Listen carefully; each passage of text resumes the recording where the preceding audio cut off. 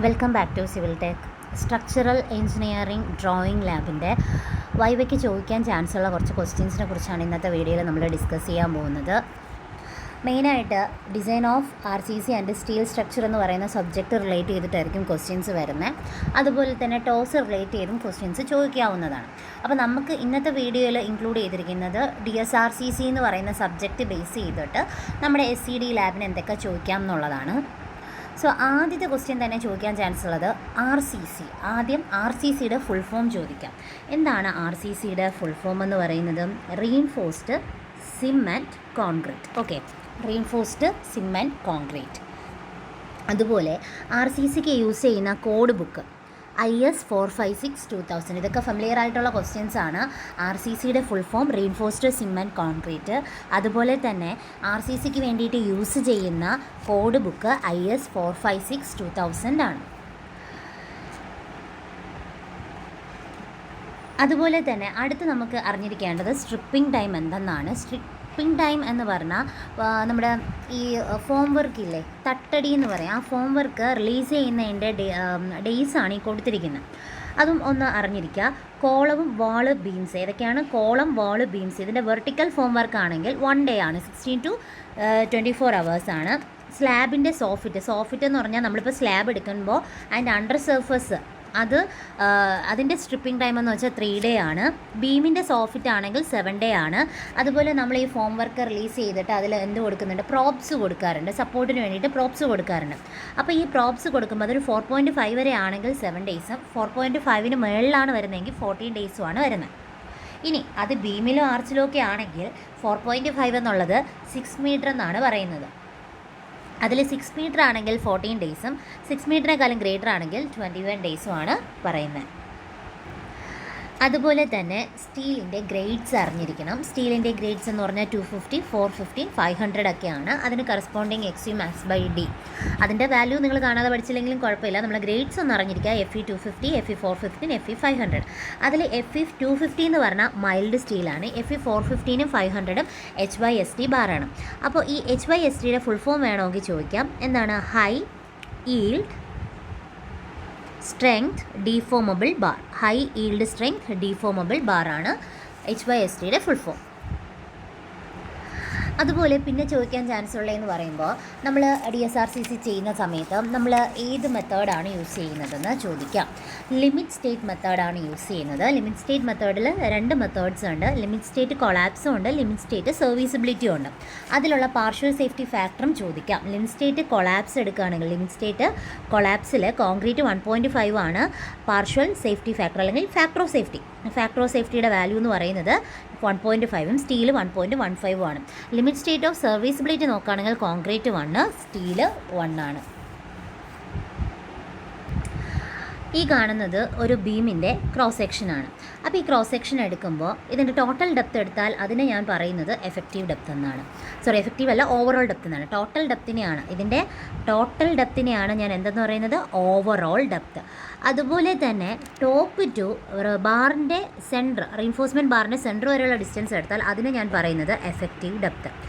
ഇനി ആ സെൻറ്റർ മുതൽ ബോട്ടം പോർഷനിൽ എന്നുവെച്ചാൽ നമ്മൾ എക്സ്ട്രീം ഫൈബറിൻ്റെ ആ ഒരു പോർഷൻ എക്സ്ട്രീമിലുള്ള സർഫസ് വരെ എടുക്കുകയാണെങ്കിൽ അതിനെ ഞാൻ പറയുന്നത് D- അല്ലെങ്കിൽ എഫക്റ്റീവ് കവർ. ഓക്കെ, ഇത്രയും കൂടെ എന്നാൽ അറിഞ്ഞിരിക്കുക. അതുപോലെ തന്നെ ഈ കാണുന്നത് ന്യൂട്രൽ ആക്സിസ് ആണ്. ഈ ന്യൂട്രൽ ആക്സിസിൻ്റെ മുകളിലത്തെ പോർഷൻ കംപ്രഷനും താഴത്തെ പോർഷൻ ടെൻഷനുമാണ്.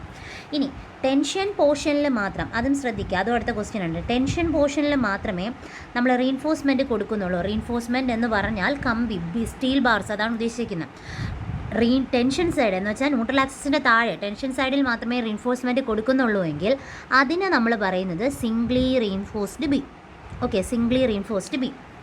ഇനി കംപ്രഷൻ സൈഡിലും നമ്മൾ റീൻഫോഴ്സ്മെൻറ്റ് കൊടുക്കുന്നുണ്ടെങ്കിൽ, ടെൻഷൻ സൈഡിലും കംപ്രഷൻ സൈഡിലും റീൻഫോഴ്സ്മെൻറ്റ് കൊടുക്കുന്നുണ്ട് എന്ന് പറഞ്ഞാൽ ബോത്ത് സൈഡിലും, ടെൻഷൻ സൈഡിലും അതുപോലെ തന്നെ കംപ്രഷൻ സൈഡിൽ നമ്മൾ റീൻഫോഴ്സ്മെൻറ്റ് കൊടുത്താൽ അതിനെ പറയുന്നതാണ് ഡബ്ലി റീൻഫോഴ്സ്ഡ് ബി.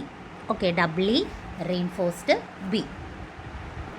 ഇനി ചോദിക്കാൻ ചാൻസ് ഉള്ള ഒരു ക്വസ്റ്റ്യനാണ് മാക്സിമം കംപ്രസീവ് സ്ട്രെയിൻ ഇൻ കോൺക്രീറ്റിന് മാക്സിമം കംപ്രസീവ് സ്ട്രെയിൻ.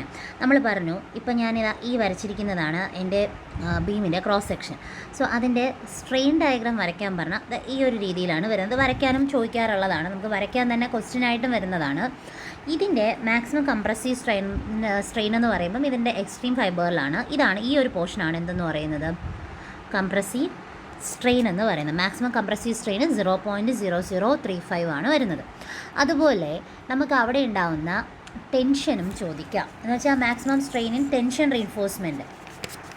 ആ ടെൻഷൻ റീൻഫോഴ്സ്മെൻറ്റ് എന്ന് പറഞ്ഞാൽ ഈ ഒരു പോർഷനാണ് പറയുന്നത്. 0.87 FY/ES + 0.002. അല്ല എങ്കിൽ ഈ ഒരു 0.87നെ ഡിവൈഡ് ചെയ്യാതെ നമുക്ക് എഴുതാം. എന്ന് പറഞ്ഞാൽ വേറൊന്നുമല്ല, FY/1.15 ES + 0.002. ഓക്കെ, ഈ 1/1.15 ചെയ്യുമ്പോഴാണ് 0.87 നമുക്ക് കിട്ടുന്നത്. ഇതിൽ ഈ കാര്യം ഒന്ന് അറിഞ്ഞിരിക്കേണ്ടതാണ്. അത്യാവശ്യം നല്ല രീതിയിൽ നമുക്ക് ചോദിക്കാൻ പറ്റുന്ന അല്ലെങ്കിൽ ചോദിക്കാൻ ചാൻസ് ഉള്ള ഒരു ക്വസ്റ്റ്യനാണ്. ഓക്കെ, അതുപോലെ തന്നെ ഇതാണ് സ്ട്രെസ് സ്ട്രെയിൻ കർവ്. കോൺക്രീറ്റിൻ്റെ സ്ട്രെസ് സ്ട്രെയിൻ കർവാണ് ഈ കാണിച്ചേക്കുന്നത്. അപ്പോൾ ഈ കർവിൽ ഇതിൻ്റെ ഷേപ്പ് ചോദിക്കും. ഇതിൽ സ്ട്രെയിൻ എന്ന് പറയുന്നത് അത് പറഞ്ഞിരിക്കാം. ഇത് സ്ട്രെയിനാണ്, ഇതാണ് സ്ട്രെസ്സ്. അപ്പോൾ ഇതിൻ്റെ ഷേപ്പ് ചോദിക്കുക. Shape of stress strain curve ചോദിക്കാം. അതെന്ന് പറഞ്ഞാൽ പാരാബോളിക് റെക്റ്റാങ്കിളാണ്. എന്താണ് പാരാബോളിക് റെക്റ്റാങ്കിളാണ്. ഈ പാരാബോളിക് പോർഷൻ എവിടം വരെയാണെന്ന് ചോദിച്ചാൽ 0.002 വരെയാണ് എന്തെന്ന് പറയുന്നത് ഈ ഒരു പാരാബോളിക് പോർഷൻസ് വരുന്നത്. ഓക്കെ, അതിനുശേഷം ലീനിയർലി പോകും. അതിനെ നമ്മൾ റെക്റ്റാങ്കിൾ എന്നാണ് പറയുന്നത്. 0.0035 വരെയാണ് നമ്മൾ എടുത്തിരിക്കുന്നത്. ഓക്കെ, ഇനി ഇവിടെ നമുക്ക് ടെസ്റ്റ് ഡേറ്റ് എന്ന് വെച്ചാൽ ഈ ഒരു ഗ്രാഫിലെ ഡേറ്റാസോ കാര്യങ്ങളോ ഇല്ല എങ്കിൽ അവിടുത്തെ ടോട്ടൽ ശ്രിങ്കേജ് എത്രയാണെന്ന് ചോദിക്കാം. ഓക്കെ, അവിടുത്തെ ടോട്ടൽ ശ്രിങ്കേജ് ഈ വാല്യൂ ഒന്ന് പഠിച്ചു വെച്ചേക്കാം. ടോട്ടൽ ശ്രിങ്കേജ് എന്ന് പറയുന്നത് 0.0003 ആണ് വരുന്നത്. ഓക്കെ, 0.00003 ആണ് വരുന്നത്. അതുപോലെ തന്നെ ഇത്രയും കാര്യങ്ങളോടൊന്ന് നോക്കി വയ്ക്കാം. കോൺക്രീറ്റിൻ്റെ മാക്സിമം കംപ്രസീവ് സ്ട്രെങ്ത് 0.67 FCK. ഇത് ഗ്രാഫ് ബേസ് ചെയ്ത് വരുന്നതാണ്. കംപ്രസീവ് സ്ട്രെങ്ത് ആണ് നമ്മൾ നേരത്തെ പറഞ്ഞത്. സ്ട്രെയിനിൻ്റെ കാര്യമാണ് 0.0035 എന്ന് വെച്ചാൽ സ്ട്രെയിനാണ്. ഇത് പറഞ്ഞിരിക്കുന്നത് compressive strength 0.67 FCK. Design strength of steel 0.87 FY. Compressive strength of cylinder ചോദിച്ചാൽ 0.85 FCK. ക്യൂബ് ചോദിച്ചാൽ 0.67 FCK. കോൺക്രീറ്റ് ആണെങ്കിൽ 0.45 FCK. Yield strength of steel ചോദിച്ചാൽ 0.87 FY ആണ് വരുന്നത്. ഇനി നമുക്ക് വേണമെങ്കിൽ ടൈപ്സ് ഓഫ് സെക്ഷൻസ് ചോദിക്കാം. നമ്മൾ പഠിച്ചത് തന്നെയാണ്, അതും ഒന്ന് പഠിച്ചു വെച്ചേക്കാം. Balanced, under reinforced, over reinforced. ഇതിൽ IS 456 പ്രകാരം നമുക്ക് പെർമിറ്റ് ചെയ്യാൻ പറ്റാത്ത സെക്ഷൻ ഏതാണെന്ന് ചോദിച്ചാൽ ഓവർ റീൻഫോഴ്സ്ഡ് ആണ്. ഇതിൻ്റെ കണ്ടീഷൻസും നോക്കി വെച്ചേക്കാം. എന്ന് വെച്ചാൽ XU = XU max ബാലൻസ്ഡ് ആണ്. XU < XU max under reinforced. Over reinforced എന്ന് വെച്ചാൽ XU < XU max ആണ് വരുന്നത്. അപ്പോൾ ഇതും ഇമ്പോർട്ടൻ്റ് ആയിട്ടുള്ള പോർഷനാണ്. അതുപോലെ മിനിമം പെർസെൻറ്റേജ് ഓഫ് റീൻഫോഴ്സ്മെൻറ്റ് അത് നമ്മൾ പഠിച്ചിട്ടുള്ളതാണ്, ഒന്ന് അറിഞ്ഞിരുന്നാൽ മതി. അതുപോലെ തന്നെ ഇതിൽ മാക്സിമം റീൻഫോഴ്സ്മെൻറ്റ് ചോദിക്കാം. ഇത് മിനിമം റീൻഫോഴ്സ്മെൻ്റ് ആണ്. മിനിമം റീൻഫോഴ്സ്മെൻറ്റ് ഇക്വേഷൻ ആയതുകൊണ്ട് ജസ്റ്റ് ഒന്ന് അറിഞ്ഞിരിക്കുക, അത്രയേ ഉള്ളൂ. പക്ഷേ മാക്സിമം എന്ന് പറഞ്ഞാൽ 4% ഓഫ് ഗ്രോസ് ഏരിയ ആണ് വരുന്നത്. ഓക്കെ, 4% ഓഫ് ഗ്രോസ് ഏരിയ ആണ് വരുന്നത്.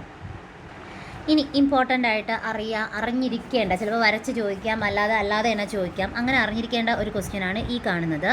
എന്താണ് ക്ലിയർ സ്പാനും എഫക്റ്റീവ് സ്പാനും? ശ്രദ്ധിക്കുക, രണ്ട് സപ്പോർട്ട്, ഇതാണ് ഒരു സപ്പോർട്ട്, ഇതടുത്ത സപ്പോർട്ട്. ഈ രണ്ട് സപ്പോർട്ടിനിടയിലുള്ള ഡിസ്റ്റൻസിനെ ക്ലിയർ സ്പാൻ എന്നും സപ്പോർട്ടിൻ്റെ സെൻറ്റർ ടു സെൻറ്റർ ഡിസ്റ്റൻസ് എടുത്താൽ അതിനെ എഫക്റ്റീവ് സ്പാൻ എന്നും പറയും. ഇതുപോലെ വരുന്നതാണ് എഫക്റ്റീവ് കവറും ക്ലിയർ കവർ അല്ലെങ്കിൽ നോമിനൽ കവർ. ക്ലിയർ കവറിനെ തന്നെയാണ് നമ്മൾ നോമിനൽ കവർ എന്ന് പറയുന്നത്. പിന്നെ ഒന്ന് എഫക്റ്റീവ് കവർ. ക്ലിയർ കവർ എന്ന് പറഞ്ഞാൽ എന്താണ്? ഈ ഒരു ഗ്രീൻ കളറിൽ മാർക്ക് ചെയ്തിരിക്കുന്നതാണ് എന്തെന്ന് പറയുന്നത് ക്ലിയർ കവർ. അതുപോലെ അതിൻ്റെ സെൻറ്റർ മുതൽ എടുത്താൽ അതിനെ എഫക്റ്റീവ് കവർ എന്നും പറയും. അപ്പോൾ ഇതും അറിഞ്ഞിരിക്കാം.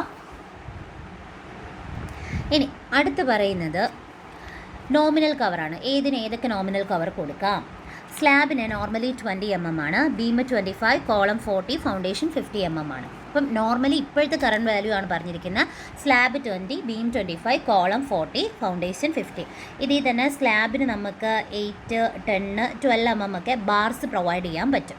ഓക്കെ, പിന്നെ ഇതിൽ ഹൈലൈറ്റ് ആയിട്ട് നമ്മൾ നോക്കേണ്ട ഒരു കാര്യം കോളത്തിൻ്റെതും ചോദിക്കാറുണ്ട്. കോളത്തിൻ്റെത് 12 mm ആണ് പറയുന്ന ബാർസ് പ്രൊവൈഡ് ചെയ്യുന്നത്. അതുപോലെ ബീം നമ്മൾ 16 mm പറയുന്നുണ്ട്. അപ്പോൾ അത് പല ബീമിനനുസരിച്ച് വ്യത്യാസം വരും. ഗ്രേഡ് ബീം ആണെങ്കിൽ 12 കൊടുക്കാം, 16 mm കൊടുക്കാം. അതുപോലെ തന്നെ സ്റ്റിറപ്സിനാകുമ്പോൾ 6 8 mm ആണ് വരുന്നത് ഗ്രേഡ് ബീമിൻ്റെ തന്നെ. പ്ലിന്ത് ബീം ആകുമ്പോൾ 8 mm ആണ്, അതിൻ്റെ സ്റ്റിറപ്സ് 6 mm ആണ്. അങ്ങനെ ബീം വരുമ്പോൾ ഓരോ ബീമിനനുസരിച്ചാണ് നമുക്ക് വേരി ചെയ്യുന്നത്. ഓക്കെ. അതുപോലെ ഫൗണ്ടേഷനല്ല, നമ്മൾ കോളം ഫൂട്ടിങ് ചെയ്യുന്ന സമയത്ത് 10 ഉം 12 mm ഒക്കെ നമുക്ക് പ്രൊവൈഡ് ചെയ്യാവുന്നതാണ്. അതുപോലെ തന്നെ ഈ സ്റ്റിറപ്സും അതുപോലെ ടൈസും എന്താണെന്ന് അറിഞ്ഞിരിക്കുക. നമ്മളിപ്പോൾ ഒരു ബീം ചെയ്യുമ്പോൾ, ഇത് ബീമാണ്.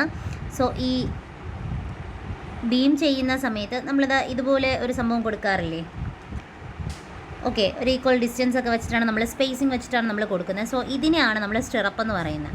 ഇതേ സാധനം തന്നെ നമ്മൾ കോളം വരയ്ക്കുമ്പോൾ ഈ ഒരു രീതിയിൽ കൊടുക്കുകയാണെങ്കിൽ അതിനെയാണ് നമ്മൾ ടൈസ് എന്ന് പറയുന്നത്. അത് ഓർത്തിരിക്കുക.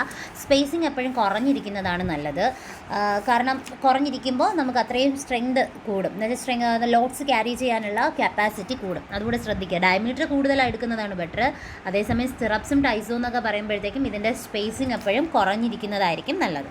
അപ്പോൾ ഇത്രയും കാര്യങ്ങളെങ്കിലും നിങ്ങൾ മിനിമം നോക്കിയിട്ട് പോവുക. പിന്നെ കോൺക്രീറ്റ് ടെക്നോളജി അതും അറിഞ്ഞിരുന്നാൽ അത്രയും നല്ലത്. കാരണം ഇപ്പോൾ വർക്കബിലിറ്റി എന്താണ്, സെഗ്രിഗേഷൻ എന്താണ്, നമ്മുടെ ബ്ലീഡിങ് എന്താണ്, വർക്കബിലിറ്റിയുടെ ഫാക്ടേഴ്സ്, ഫ്രഷ് കോൺക്രീറ്റിൻ്റെ ഫാക്ടേഴ്സ്, അപ്പോൾ ഇതൊക്കെ കോൺക്രീറ്റ് ടെക്നോളജി ബേസ് ചെയ്ത് വരുന്നതാണ്. അപ്പോൾ ഇതെല്ലാ കാര്യങ്ങളും അറിഞ്ഞിരുന്നാൽ ഏതൊരു ക്വസ്റ്റ്യൻ ചോദിച്ചാലും നിങ്ങൾക്ക് ഈസി ആയിട്ട് പറയാൻ പറ്റും. അതുപോലെ തന്നെ ഇപ്പോൾ സ്റ്റീൽ റിലേറ്റ് ചെയ്ത് ചോദിച്ചാൽ ആദ്യം ചോദിക്കാൻ ചാൻസ് ഉള്ള ഒരു ക്വസ്റ്റ്യനാണ് അതിൻ്റെ കോഡ്. IS 800 ആണ് കോഡെന്ന് പറയുന്നത്. IS 800 ആണ് സ്റ്റീൽ സ്ട്രക്ചേഴ്സിൻ്റെ കോഡെന്ന് പറയുന്നത്. അതും ഒന്ന് നോട്ട് ചെയ്തിരിക്കുക. അതുപോലെ തന്നെ എക്സ്പോഷർ കണ്ടീഷൻ അവിടുത്തെ നോമിനൽ കവറും കൂടെ നോക്കിക്കോളണേ. മൈൽഡ് ആണെങ്കിൽ 20 ആണ് നമ്മൾ കൊടുക്കുന്നത്, മോഡറേറ്റ് ആണെങ്കിൽ 30, സിവിയർ 45, വെരി സിവിയർ 50, എക്സ്ട്രീം 75 ആണ് വരുന്നത്.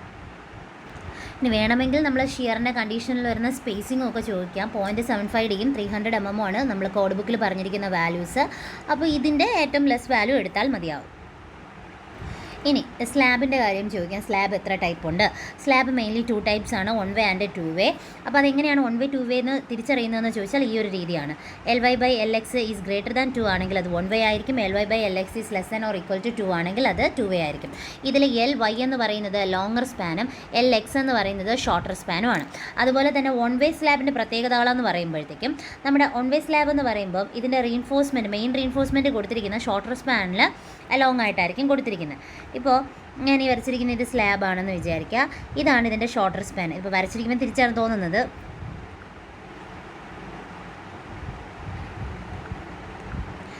ഇതാണ് ഇതിൻ്റെ ഷോർട്ടർ സ്പാൻ എന്ന് വിചാരിക്കുക, LX. അപ്പോൾ ഞാൻ മെയിൻ റീൻഫോഴ്സ്മെൻറ്റ് ഇവിടെ കൊടുക്കുന്നത് ഇതിനെ ബോട്ടായിട്ടാണ്. കാരണം ഷോർട്ടർ സ്പാനിലായിരിക്കും അവിടെ എന്ത് സംഭവിക്കുന്നത്, ബെൻഡിങ് സംഭവിക്കുന്നത്. അതുപോലെ തന്നെ ഈ ഷോർട്ടർ സ്പാൻ പെർപെൻഡിക്കുലർ ആയിട്ട് വരുന്ന രീതിയിൽ ഞാൻ കൊടുക്കുന്ന ബാറിനെയാണ് എന്തെന്ന് പറയുന്നത്, ഡിസ്ട്രിബ്യൂഷൻ ബാർസ് എന്ന് പറയുന്നത്. അപ്പോൾ മെയിൻ റീൻഫോഴ്സ്മെൻറ്റുമായി ഡിസ്ട്രിബ്യൂഷൻ ബാർസുമായി. അതുപോലെ 2 way എന്ന് പറയുമ്പോഴത്തേക്കും 2 സൈഡിൽ നമ്മൾ മെയിൻ ബാർസ് കൊടുക്കേണ്ടതായിട്ടുണ്ട്. കാരണം 2 way എന്ന് പറയുമ്പോൾ 4 സൈഡിൽ സപ്പോർട്ടും കാര്യങ്ങളും വരുന്നതാണ്. 2 ഡയറക്ഷനിൽ തന്നെ ബെൻഡിങ് ഒക്കെ ഒക്കർ ചെയ്യാനുള്ള ചാൻസസ് ഉണ്ട്. അപ്പോൾ ഇത്രയും കാര്യങ്ങൾ നിങ്ങൾ 2 way സ്ലാബിൽ അറിഞ്ഞിരിക്കണം. അതുപോലെ തന്നെ minimum percentage of main steel, ഇത് പറ്റുവാണെങ്കിൽ ഒന്ന് അറിഞ്ഞിരിക്കാം. Mild steel 0.15% of AG, HYST 0.12%. Maximum നമ്മൾ BME പറഞ്ഞ പോലെ തന്നെ 4% ഓഫ് ഗ്രോസ് ഏരിയ ആണ് വരുന്നത്. മിനിമം കവർ നമ്മൾ പറഞ്ഞ് 20 mm. ഇനി ഈ ഒരു 2 കേസ് കൂടെ നോക്കണേ. നമ്മളിപ്പോൾ പറഞ്ഞു main reinforcement, distribution reinforcement. Main റീൻഫോഴ്സ്മെൻറ്റിൻ്റെ സ്പേസിംഗ് എന്ന് പറഞ്ഞാൽ 3x D 300 mm, അതിലേറ്റവും ചെറുതെടുക്കുക. ഡിസ്ട്രിബ്യൂഷൻ എന്ന് പറഞ്ഞാൽ 5x D 450 mm, അതിലും ഏറ്റവും ചെറുതെടുക്കുക. അടുത്ത് നമ്മൾ പറയുന്നത് കോളം ആണ്. കോളം എന്ന് പറയുമ്പോൾ മെയിനായിട്ട് നമുക്ക് നോക്കേണ്ടത് ഈ ഒരു 2 കാറ്റഗറിയാണ് ഞാൻ കോളം വരച്ചിട്ടേക്കുന്നത്. കോളം എന്ന് പറയുമ്പം മെയിനായിട്ട് 2 ടൈപ്പ് കോളം ഉണ്ട്, short column, long column. Slenderness ratio base ചെയ്തിട്ടാണ് ഷോർട്ട് കോളം ലോങ് കോളം പറയുന്നത്. 12-നേക്കാളും കുറവാണെങ്കിൽ ഷോർട്ടും 12-നേക്കാളും കൂടുതലാണെങ്കിൽ ലോങ് കോളം ആണ് വരുന്നത്. അതിൽ സ്ലെൻഡർനെസ് റേഷ്യോ എന്താണെന്ന് ചോദിച്ചാൽ effective length by least lateral ഡയമെൻഷനാണ് വരുന്നത്. അതുപോലെ ഫെയിലുവർ ഒക്കെ ചെയ്യുന്നത് ഷോർട്ട് കോളത്തിൽ ക്രഷിംഗ് ആണ് ഒക്കെ ചെയ്യുന്നത്. അതുപോലെ ഇവിടെ എന്ന് പറയുമ്പോഴത്തേക്കും ബക്ലിംഗ് ആണ് ഒക്കെ ചെയ്യുന്നത്. Okay, buckling. ഷോർട്ട് കോളത്തിൽ ക്രഷിങ്ങും ലോങ് കോളം ആകുമ്പോഴത്തേക്കും ബക്ലിങ്ങും ആണ് വരുന്നത്. ഇത്രയും കാര്യങ്ങൾ മിനിമം ഒന്ന് അറിഞ്ഞിരുന്നാൽ മതി വൈവിക്ക്.